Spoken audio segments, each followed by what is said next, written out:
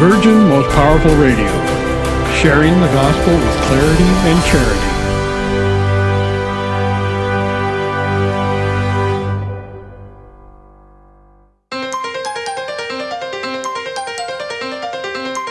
And now, Virgin Most Powerful Radio is pleased to present Hands-On Apologetics with renowned Catholic author and apologist, Gary Michuta.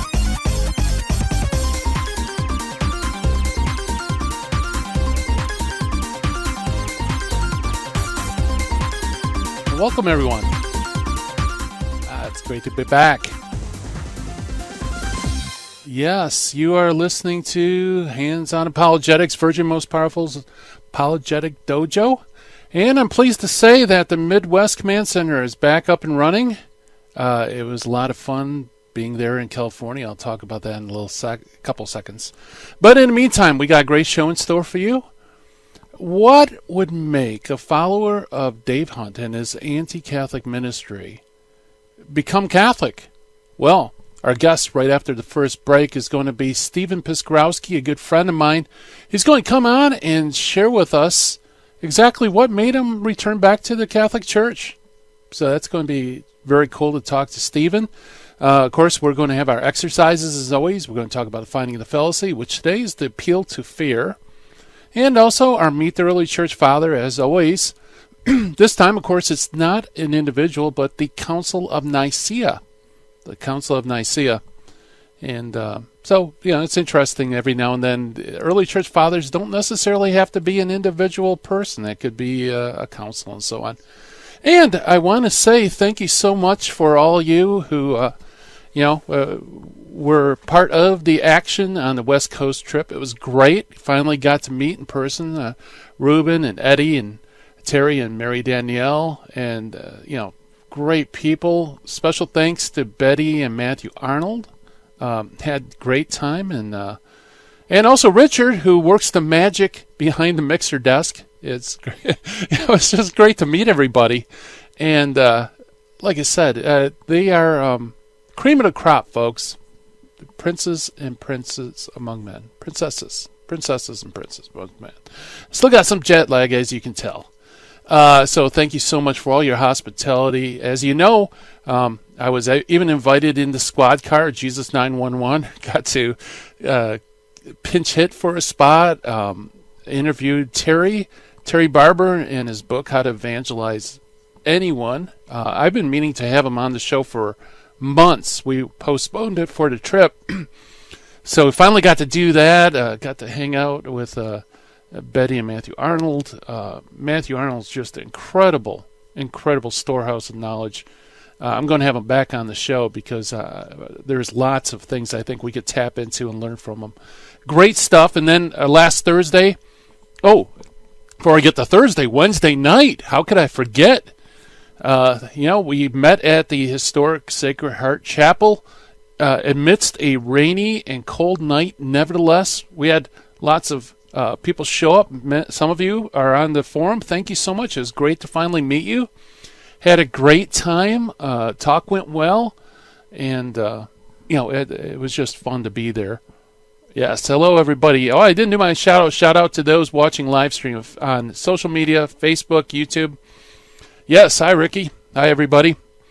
Good to see you. Good, and also, it's nice to put names, faces to names, because I see the chat sometime, and I wonder, I don't know how you look. Let's put it that way. I see the emojis, but who lurks behind the emojis? Don't know.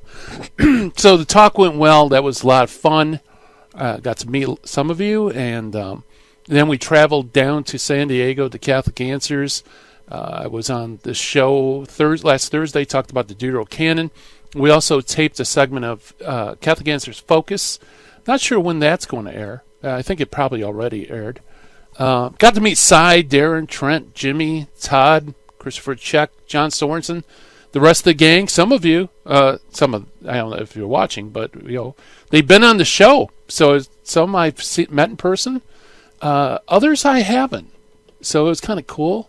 And in fact, we're going to have some of those people on the show later on in the month, next month. Just a great time. California was so kind to adopt Michigan weather. It was cold, but warmer than here. And in fact, we had a big windstorm here. So instead of flying back Sunday night, I spent an extra day in California. And that's the reason why we had the best of the other day, just FYI. And right now I'm trying to dig my way out of the pile of work that has been piling up. So that brings me up to the point where if you want to join the conversation with Stephen Zahn, give us a call, 888-526-2151. That's 888-526-2151. Or if you'd like to send via email any questions, give us an email at questions@handsonapologetics.com. And as you know, since the Sensei has been away from the Midwest Command Center, the emails have piled up a little bit. So please be patient. I will get to your emails. And maybe even answer some on the air. There was a couple of really good emails that I scanned over in the dojo mailbox, so to speak.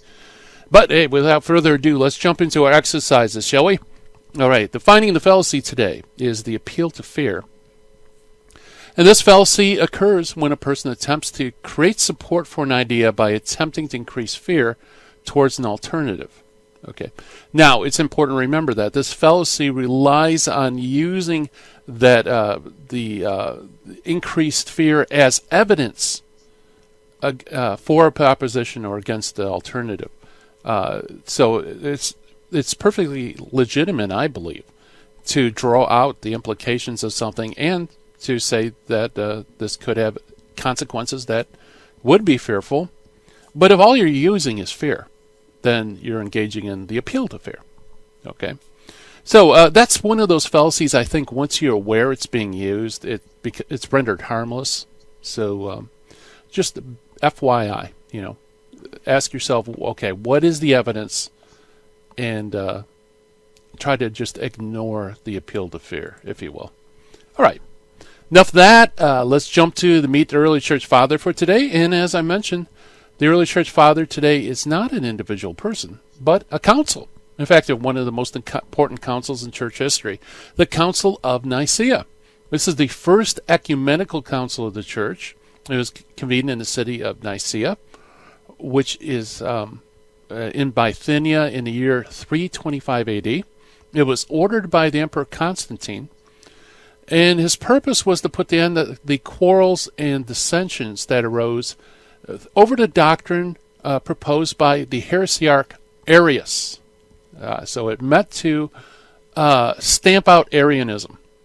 The number of bishops that attended Nicaea is given in different sources. Generally, the number 318 is one that historians are generally, they believe it's a good approximation.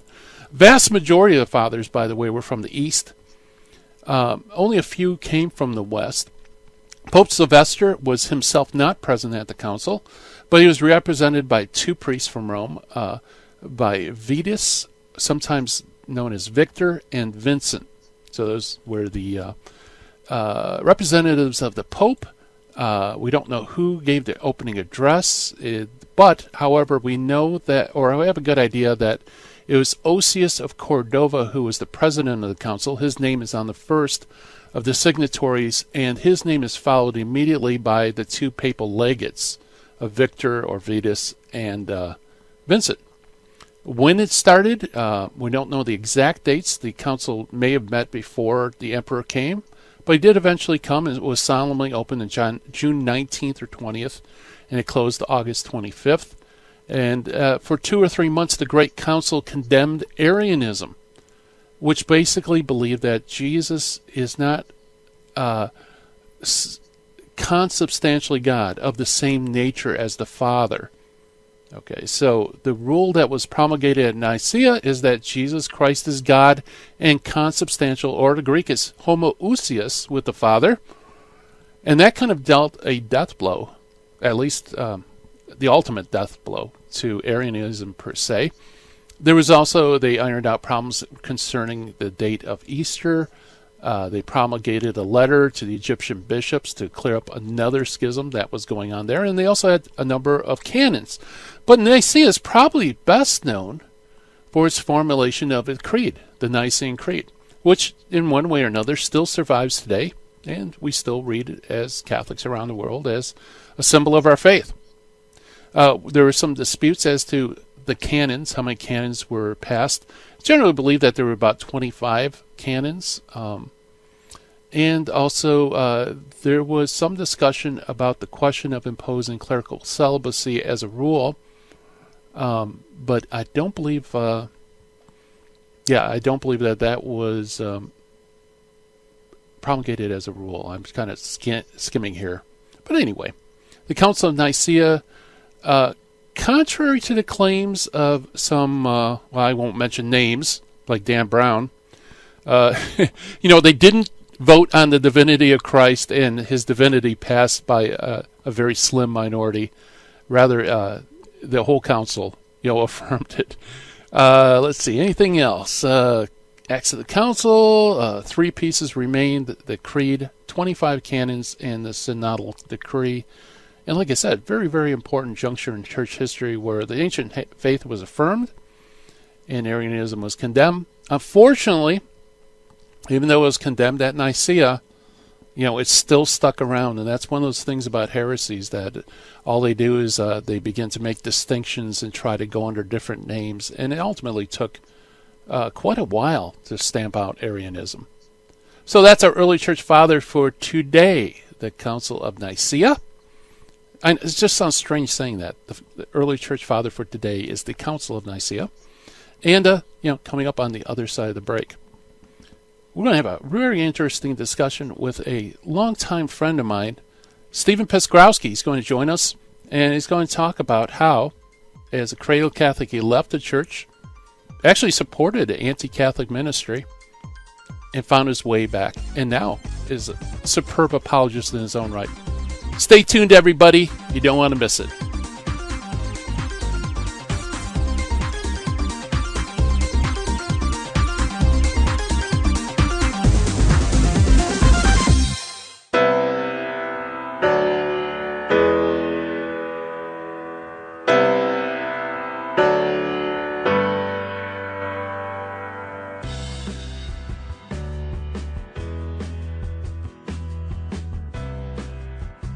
This is Terry Barber inviting you, all the men, to a men's conference June 15th at the Sacred Heart Chapel. This is going to be a day where we're going to talk about true masculinity. There's a problem in the Catholic Church today. We have very few men who love the Catholic faith. And I know a lot of the wives that I'm listening to right now saying, I want my husband to be on fire for the faith. Send him to the men's conference. Your son, send him to the men's conference by going to virginmostpowerfulradio.org or call 877-526-2151. That's June 15th. When your husband comes back from this conference, or your son, they're going to have a different view about their Catholic faith, because they're going to meet 3 men who love Jesus and his bride, the church, and are going to instill in them a love for Christ and his church, the Eucharist, Our Lady. Bring them to virginmostpowerfulradio.org. Sign up there or call 877-526-2151. Full sheen ahead. It is only because of your continued prayers and generous donations that Virgin Most Powerful Radio can broadcast live each weekday. We count on your spiritual and financial support because you understand the urgent need for Catholic programming that shares the gospel with clarity and charity, but without compromise. Please prayerfully consider becoming a monthly donor. You can set it up with the touch of a button on our website, catholicrc.org.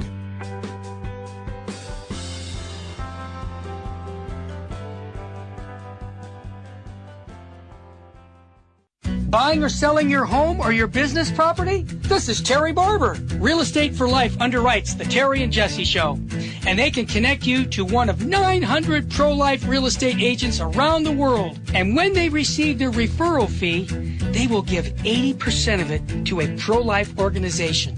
Wow! That's 80%!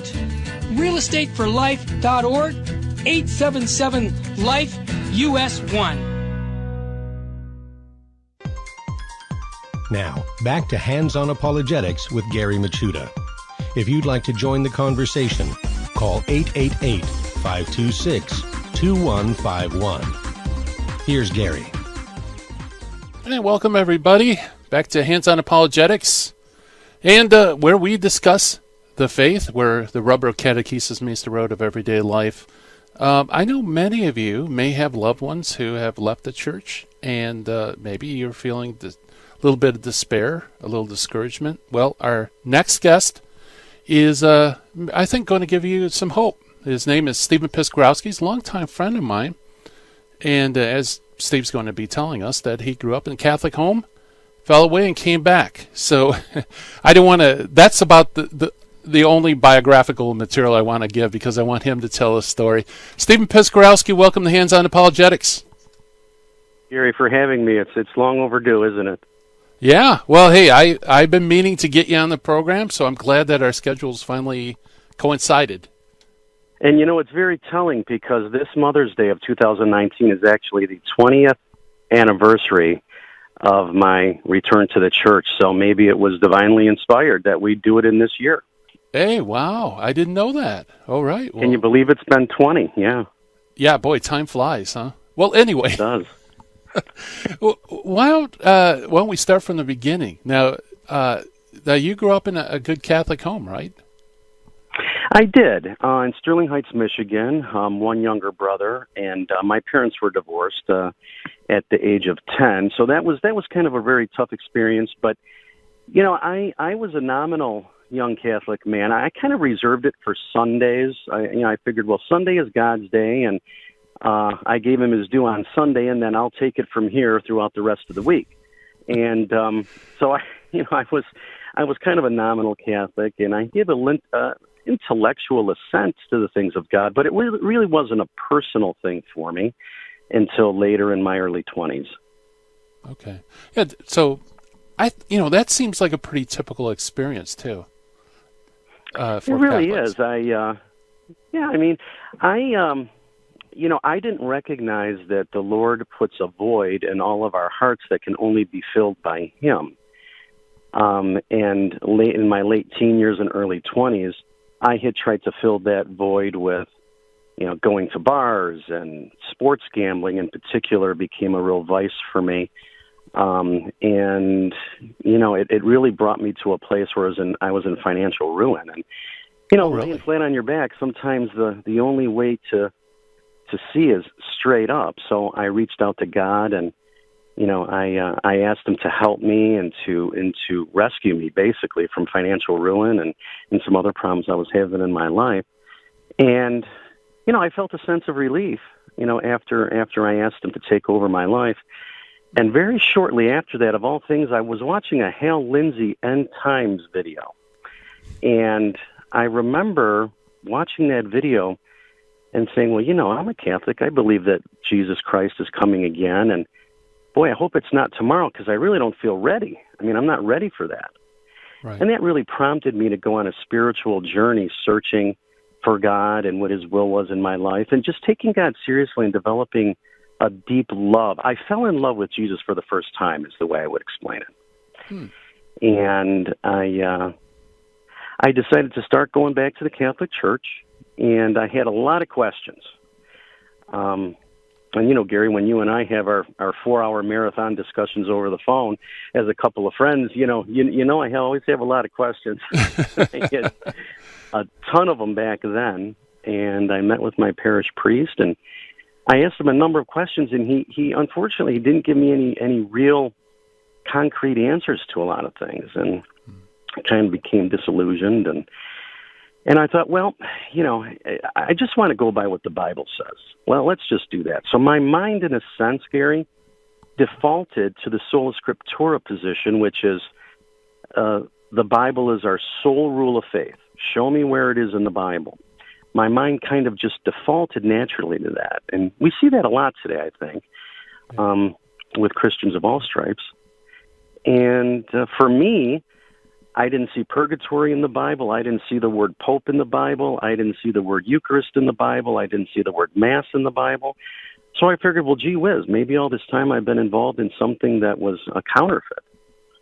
So I went on the spiritual journey, and so it wasn't that you were discovering new things. It was more the Bible started reducing the things that you believed.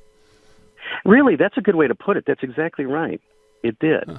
It became kind of constrictive, and when my mind defaulted to the Bible-only concept, which, ironically enough, there's nowhere in the Scriptures that teaches that the Scriptures alone are our sole rule of faith. But Right. at the time, I didn't know that. Right. I didn't know that I was sitting on a branch that I was sawing off with my right hand while I was sitting on it. Right. And Now, were you still in the church at this point, or were you already looking to leave the church? it was really almost a simultaneous thing. I think it was, looking back, it was within a couple of days that I made the decision to go to a local evangelical church, and I was just introduced to the love of the Holy Scriptures, and I think the Lord allowed me to go away from the fullness and richness of the truth in the Catholic Church, so that I would eventually come back and be a stronger Catholic, although I didn't think that at the time. I got involved with a anti-Catholic ministry called the Berean Call, and the late Dave Hunt was the founder of that, and he was a great orator, and I was really impressed with his oratory skills, and he had actually done a number of debates with Catholic theologians and apologists, and we were on the other side of one of those, as I remember. Yeah. Well, before we get there, maybe you could explain to the audience, people who maybe aren't familiar with Dave Hunt or his ministry, like, what was it all about?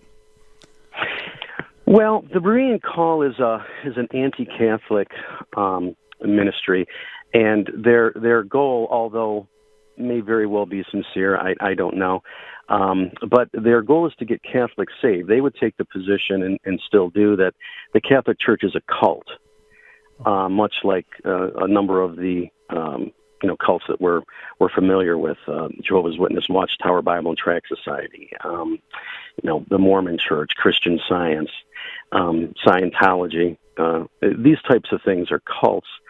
And the Berean Call would consider the Catholic Church one big, very, very, very old cult, from which all people needed to exit and get saved, develop a real saving relationship with Jesus Christ. And I was attracted to that. I mean, I was on a search to love God, serve God, and kind of funny. Thinking back, as I would read in the Scriptures where it talked about the many different parts of the body, meaning different parts of the church, I kind of felt like I wanted to be a white blood cell. I wanted to be the one to kind of point out errors in doctrine and theology, and help people, get introduced to the fullness of the truth, which is in the Holy Scriptures. Now, so when you started getting familiar with Dave Hunt, were you already doing like counter-cult ministry in your evangelical church, or was that later? No, I actually started that before. It might have been almost, a simultaneous thing. Okay. I do remember that at my evangelical church, I had a friend of mine, John, and the two of us started a counter-cult ministry. So we would reason with people and train people on how to have conversations about the Bible, about Christianity, and specifically how to witness to Jehovah's Witnesses and Mormons and Christian Scientists and ufologists and New Age stuff. Now, while we weren't expert in any of these areas by no means, we loved God, and we knew enough to be dangerous and have conversations, so we would train people on how to do that. Right. And it went quite well until the class actually one day challenged me, well, what about Catholics? And I thought, well, they need God too, so let me do an investigation and sharpen up my skills a little bit about Catholicism, and then maybe we can go out and start witnessing to Catholics, and we could all train together. So that's kind of the direction that went. But Dave was integral in that, and I actually met him one time when he flew into Michigan, and I was so smitten and so excited. I mean, I went and picked him up. We had dinner, and he was speaking at a Baptist church that night, and I got to meet him. Yeah, for the audience that don't realize this, when I first started my ministry, which was the I Faith Inc., we were approached by some evangelical Protestants about having a debate between Dave Hunt and Carl Keating. And originally they approached Al Crusta, because Al Crusta, I'm not sure, I don't think he converted to, yeah, he did. He converted back to Catholicism, but he was on a Protestant radio show. So they wanted him to be the moderator of the debate. And they needed they needed like a Catholic counterpart. So I was the Catholic counterpart, our ministry was, and we co-sponsored this debate against Carl Keating and Dave Hunt, moderated by Al Crusta. And that was a huge event, wasn't it? Yeah, there was. I would think there was well over 1,000 people there. I think it was. It was in a large auditorium in I think it was Warren, and I was on the other side of that. I was with Dave's team, and I actually, Dave had forgotten his Catholic catechism. And I said, "Oh, that's okay, Dave. I have my heretical Catholic catechism right on me, and here, you can use mine."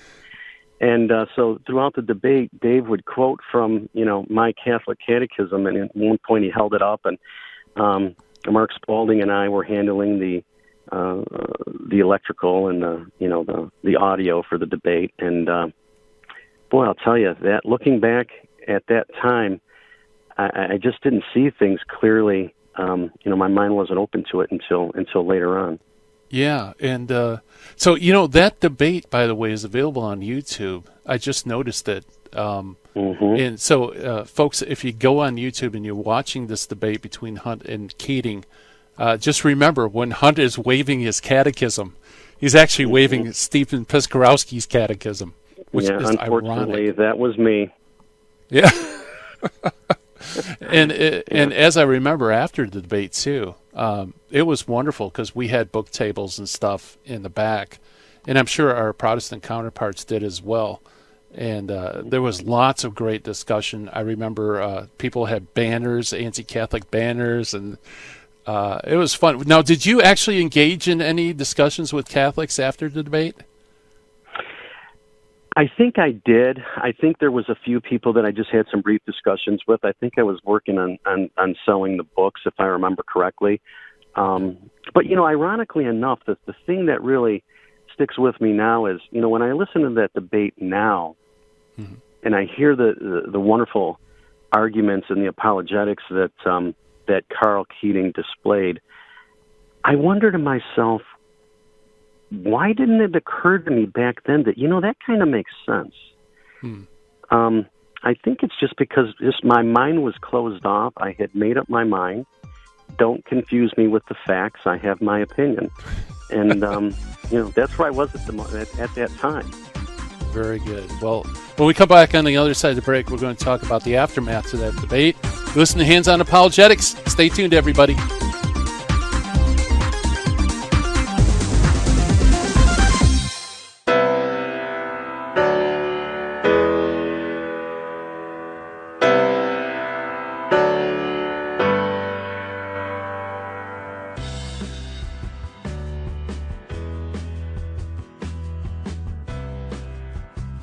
This is Terry Barber inviting you, all the men, to a men's conference June 15th at the Sacred Heart Chapel. This is going to be a day where we're going to talk about true masculinity. There's a problem in the Catholic Church today. We have very few men who love the Catholic faith.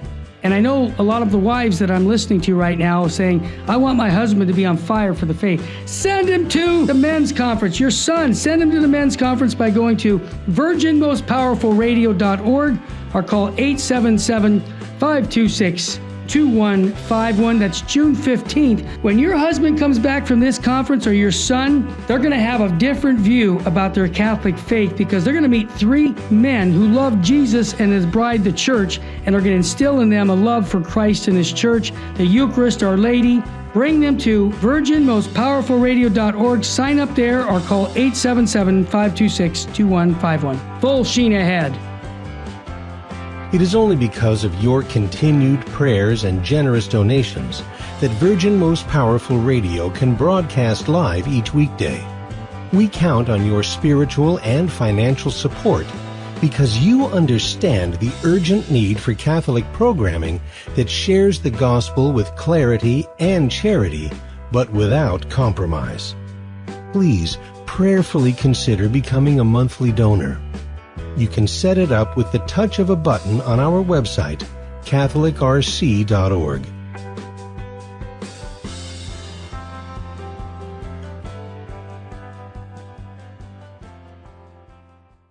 Buying or selling your home or your business property? This is Terry Barber. Real Estate for Life underwrites the Terry and Jesse Show.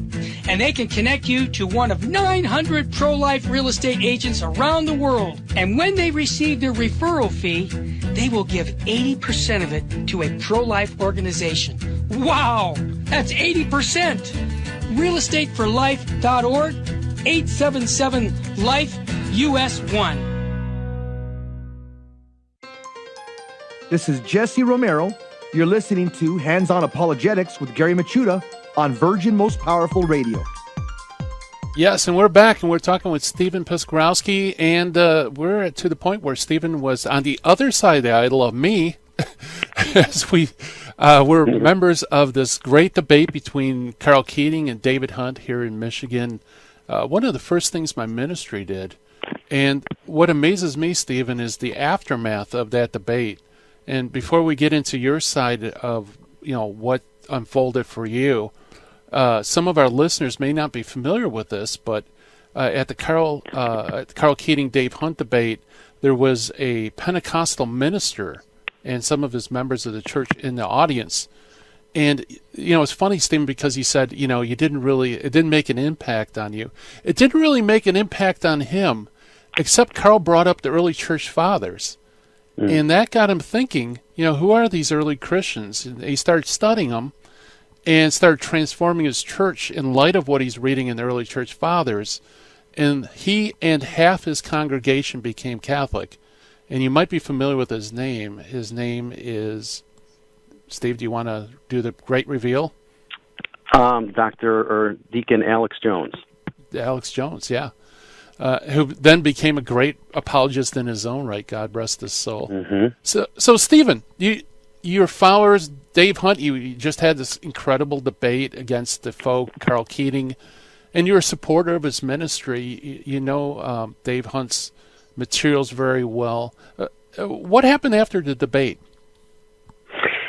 Well, I started to get very involved in my evangelical church with the Sunday school class and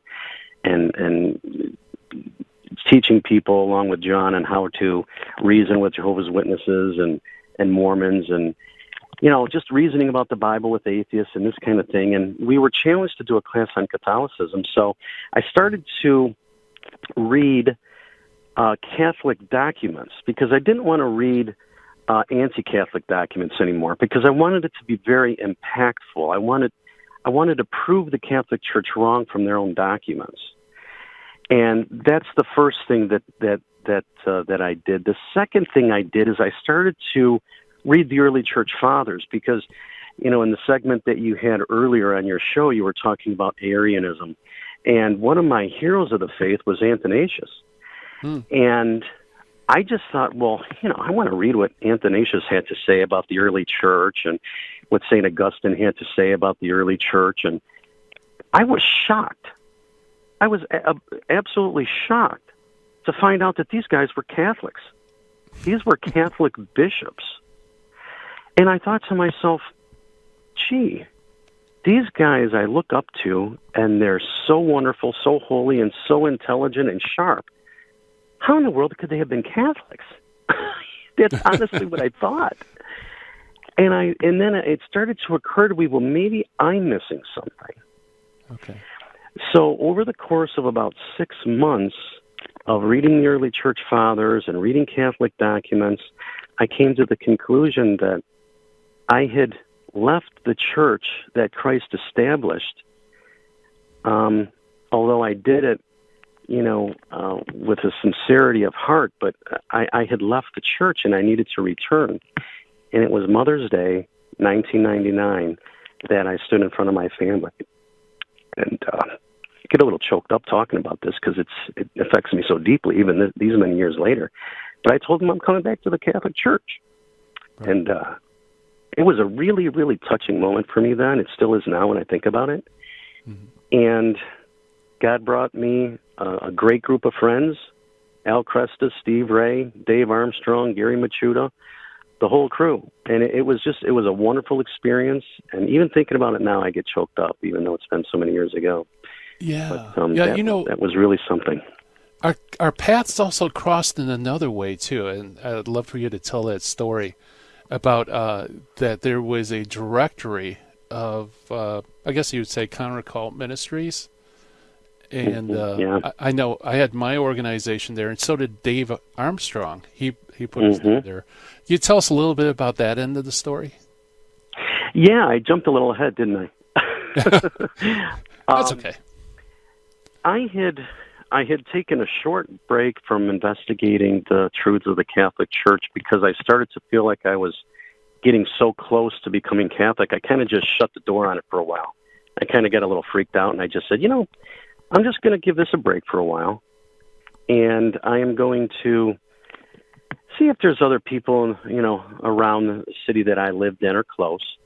Let's just get back to talking to Jehovah's Witnesses for a while, talking about Jehovah's Witness theology and Arianism. And so I found this counter-cult directory, and there was only really 2 ministries in the entire country at that time that had an outreach to Jehovah's Witnesses, and one was your ministry, but you were a little bit further away. The other one was Dave Armstrong's ministry. And I thought, well, I'll pick this one. So I call up Dave, and we got to talking. And I said, what church do you go to? And he says, I think he said St. Michael or something like that. I'm like, oh, great. So you're Catholic? And he said, yeah. And I thought to myself immediately, Gary, I thought, oh, Lord, isn't that just like you to put me in contact with someone that's, going to help us,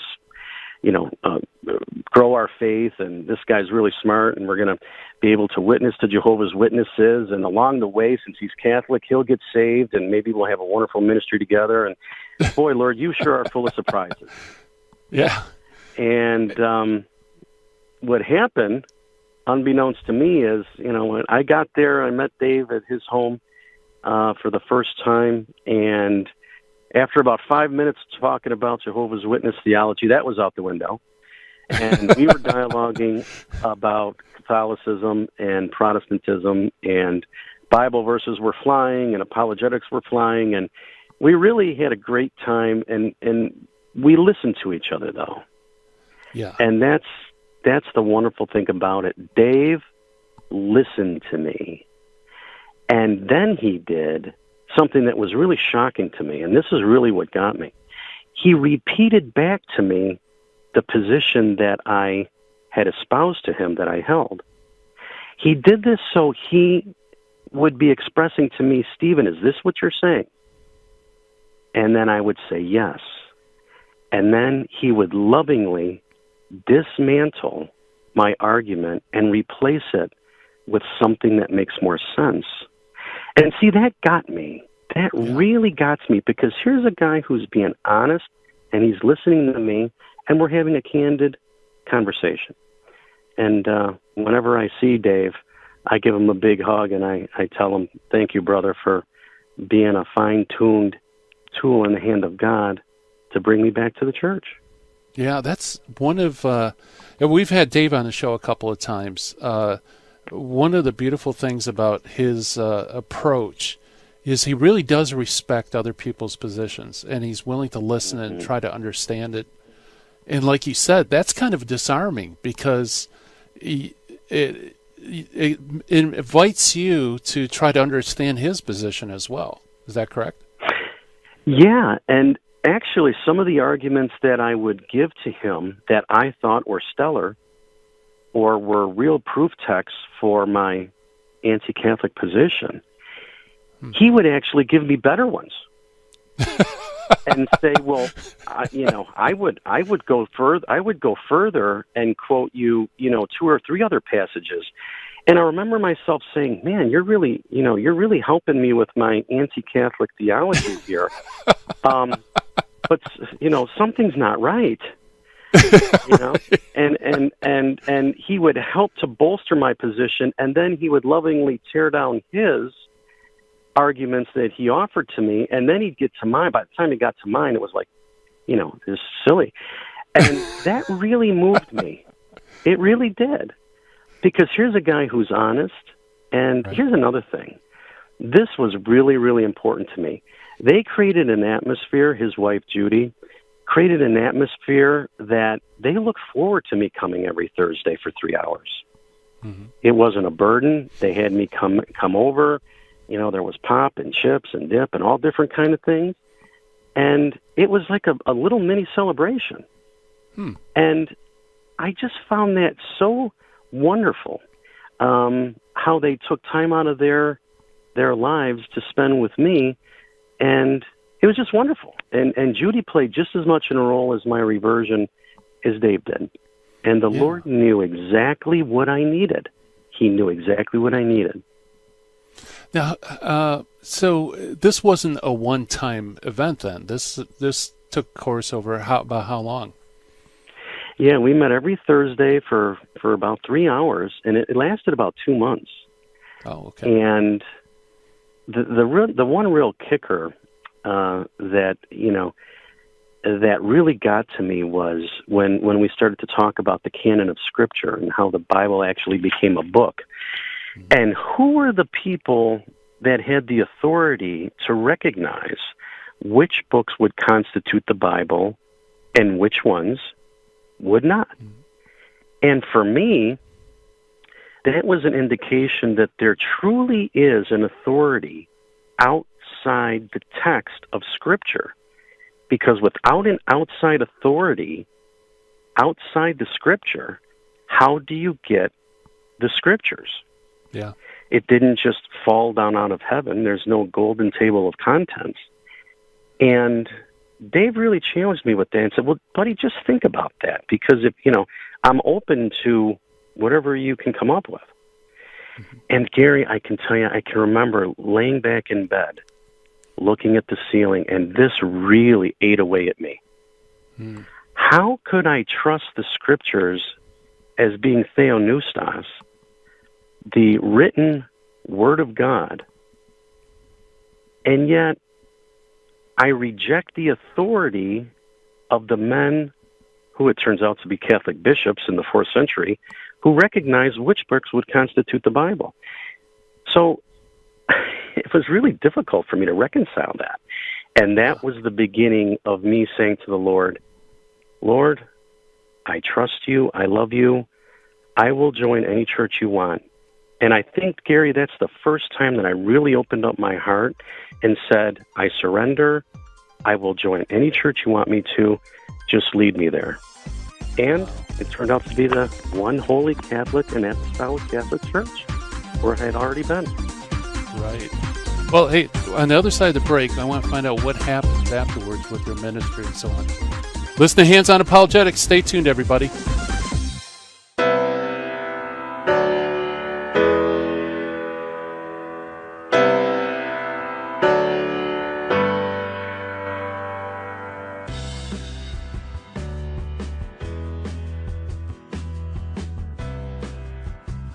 This is Terry Barber inviting you, all the men, to a men's conference June 15th at the Sacred Heart Chapel. This is going to be a day where we're going to talk about true masculinity. There's a problem in the Catholic Church today. We have very few men who love the Catholic faith. And I know a lot of the wives that I'm listening to right now saying, I want my husband to be on fire for the faith. Send him to the men's conference. Your son, send him to the men's conference by going to virginmostpowerfulradio.org or call 877-526-2151. That's June 15th. When your husband comes back from this conference, or your son, they're going to have a different view about their Catholic faith, because they're going to meet 3 men who love Jesus and his bride, the church, and are going to instill in them a love for Christ and his church, the Eucharist, Our Lady.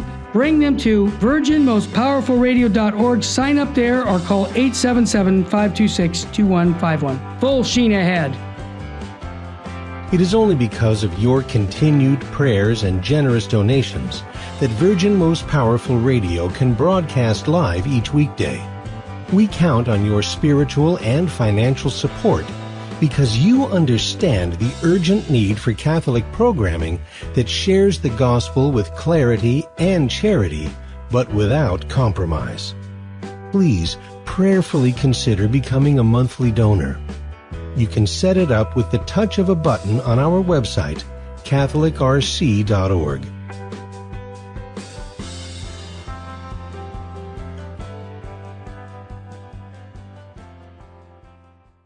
Buying or selling your home or your business property? This is Terry Barber. Real Estate for Life underwrites the Terry and Jesse Show. And they can connect you to one of 900 pro-life real estate agents around the world. And when they receive their referral fee, they will give 80% of it to a pro-life organization. Wow! That's 80%! realestateforlife.org, 877-LIFE-US1. Now, back to Hands-on Apologetics with Gary Machuda. If you'd like to join the conversation, call 888-526-2151. Here's Gary. And welcome back, everybody. We're talking with our guest sensei, I should say, Stephen Piskorowski, who is explaining his journey back to the faith. And you were just talking about how you were in this countercult ministry in evangelical church, and you met the great Dave Armstrong, and how Dave was, he really considered what you had to say in your arguments, and then lovingly dismantle it.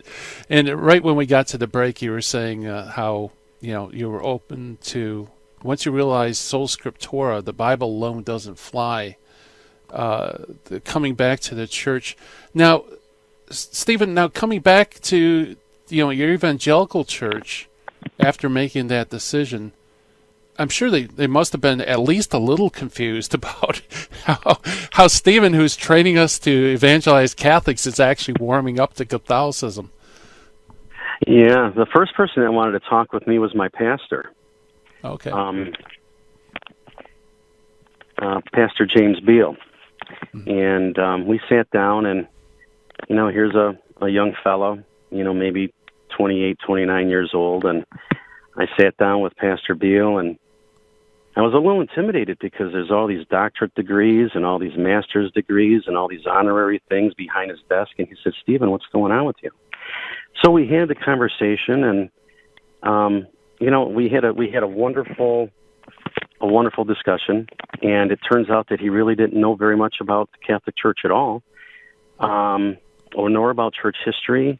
And there's a number of Bible verses that he was unaware of, that he had never seen before. Really? And we had a great exchange, and he wished me well. And I says, I'm right in the middle of the Sunday school class with my friend John, and John and I were very close. And Pastor Beale said, well, if you don't start preaching the Catholic stuff, you can finish the class. Okay. So John was very concerned about me because, Stephen, what are you doing? Right. So I thought for the best thing to do for the class is just for me to help assist John like we always did in putting the program together and the material together, but I wouldn't go myself. He would just do it. Right. Now John was, he's a former Catholic as well, right? He is, yeah.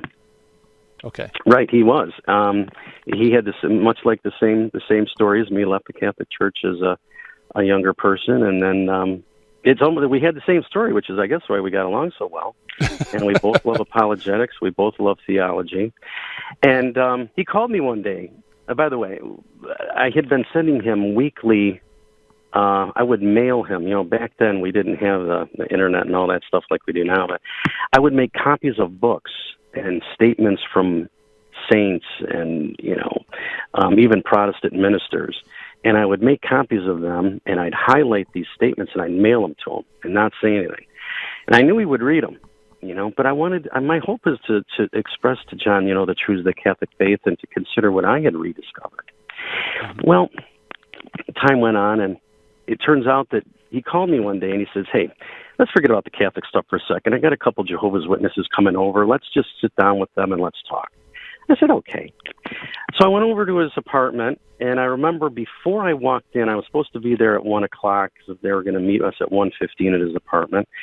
I got there about 12:45, and I thought to myself, since we're going to be talking to the Jehovah's Witnesses and we're going to be talking about the doctrine of the Holy Trinity, I happened to recognize it. I remember I had a St. Patrick chaplet in my, in my council here. And I thought, well, I'm just going to ask St. Patrick to pray for this meeting, that we would have a fruitful meeting, and that the truths of the Trinity would be apparent to these Jehovah's Witnesses. So I remember praying the chaplet, and then I asked St. Patrick, please help us. Went up there, we had a wonderful discussion. It was a wonderful, fruitful discussion. And toward the very end, you got to understand, I was sitting in the middle. The two Jehovah's Witnesses were on my left, and John was on my right. And we had a great conversation, and I remember asking them toward the end, why do you suppose God waited so long to establish the Watchtower Bible and Tract Society if it's the true church? Why do you suppose he waited so long? Because the Watchtower wasn't established until the 1800s, 1800 years after Jesus walked the dusty roads of Galilee. And they really didn't have an answer for that. And then I thought to myself, my head slowly turned, and I looked to my right, and I looked at John, and I said, do you know why the Lord waited so long to establish the Watchtower Bible and Tract Society, if that's the true church, John? And the underpinning of the question, I could see John's mind was thinking, well, we know that the Watchtower is not the true church, but, Luther started Protestantism in the 16th century, and the underlying question was, you could cut the irony in the room with a knife. I knew what John was thinking. Well, how is it that God waited till the 16th century to establish the true church? Because after all, there was no such thing as Christianity other than Catholicism up through the 16th century. Right. And the next thing we talked about was how the Bible became a book. And the same thing happened. I asked the Jehovah's Witnesses, why do you trust the authority of Catholic bishops at the councils in the late 4th century to recognize which books were inspired and which books were not? Mm-hmm. And they didn't have an answer to that. And I looked over to John a second time, and I said, do you? And he kind of looked at me, and it's almost like his mind was open at that time to these things. And it was a wonderful meeting, and I think that was the beginning for John, who ultimately did return to the Catholic Church. And it was a wonderful experience. It's just amazing how the intercessory prayer of the saints, along with the invitation of the Holy Spirit, can do wonders in people's lives. Yeah, absolutely. Yeah, those are two takeaway points, I think. Number one, prayer, beforehand, that God will direct, because he will. He'll plant the right seeds, even if you don't know you're planting the right seeds. But, Stephen, what you did is actually a technique that works very well with cult members. I don't know if you consciously knew this, but, if you ask a cult member, are you a member of a cult, they will say, no, absolutely not, we're not. But if you say, is that group a cult, they'll say, yeah, that's definitely wrong.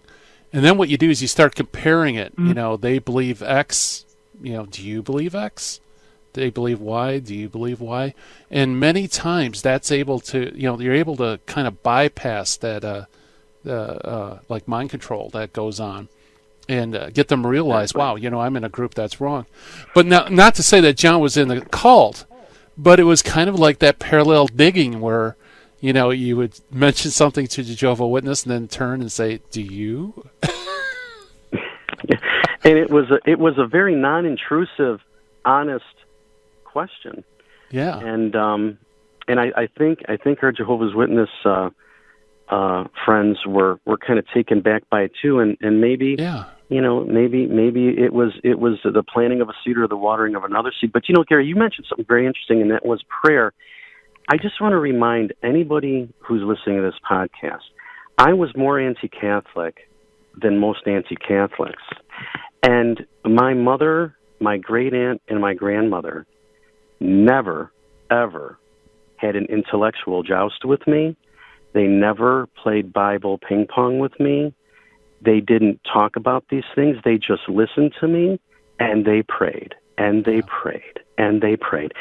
And honestly, it's the Lord who brings the person into your life through the intercessory prayer, oftentimes, of people close to you, to use as a fine-tuned tool in his hand to lovingly bring the person to where they need to be. It's not necessarily your mom and dad who are going to quote Bible verses, and I'm just going to drop to my knees and say, well, can I have a rosary? And I'm ready to come back to the Catholic Church.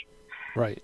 It's the prayers of the parents and grandparents is so powerful. As a matter of fact, I think about St. Monica, who for years was praying for St. Augustine. And I'm sure there was, I could just imagine St. Monica trying to reason with St. Augustine, and with him being the order that he was, somehow diffuse her arguments or her reasoning. And ultimately she went to St. Ambrose and says, what do I do about my son? What can I do to bring him back to the church? And I've been talking to him, I've been reasoning with him, and St. Ambrose gave her some great advice. He said, maybe you should stop talking or start talking less to St. Augustine or to Augustine about God, and start talking more to God about Augustine.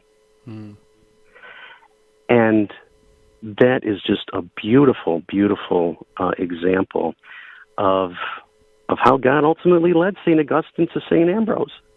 Yeah. And he was the one that God would use to reason with him, to bring him back to the Catholic Church. Absolutely. And just to tie up the story, what happened to John?